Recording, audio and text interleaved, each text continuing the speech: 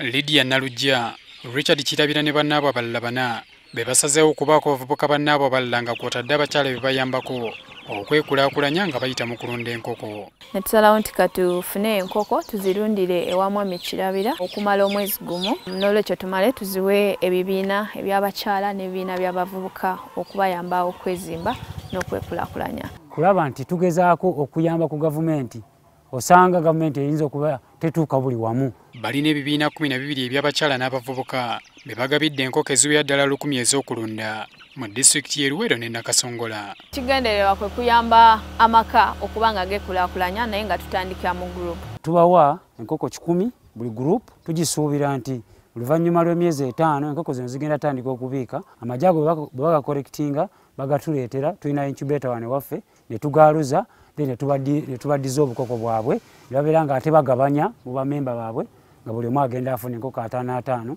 Bagamba nti era baagala okulaba nga batumbula omwoyo gw'obwegassi naddala abavubuka batatera kukolera wamu. Twagala buli kyalo tubeereko ne bambasada. Kati ffe mu kati kamu tuli ebyalo 7 twagala buli kyalo kibeereko at least abantu 10, abantu 7 naye bafunayo abalala 10, kitegeeza tugenze mu 7 bongerayo 10 tubeera 7,700. Ekigendererwa ekirala twagala kufoominga cooperatives. Katugambe bwe baba bazze okugula emmere z'enkoko, tusuubira omuntu omu okuba nga aleetera abantu bonna ab'ebibiina ebyenjawulo okuva mu byalo ebyenjawulo. Ekyo kitegeeza nti tubagenda kureducinga ku kosti za transport era ne ku market bwe tunatuuka okutunda tusuubira nti bonna price yaabwe ejja kubeera emu. Bongerako nti balowooza ku nkoko kubanga nnyangu za kulunda zikula mangu ate ng'ossaamu kitono. Enkoko nzibu za kulunda nga tozaagala. Ebintu bisatu ffe bye tutambulirako: kwagala kyokola, kukolera wamu nga ttiimu na kubeera ng'oli w'amazima. Okusinziira ku kitongole ekivunaanyizibwa ku miwendo mu ggwanga ki Uganda Bureau of Statistics,